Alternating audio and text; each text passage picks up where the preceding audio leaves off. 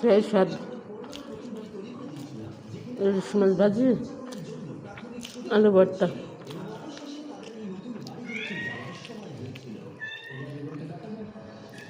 কতবার করে এসব সামনে থাকলে মন চায় আর কি অন্য কিছু খাতে।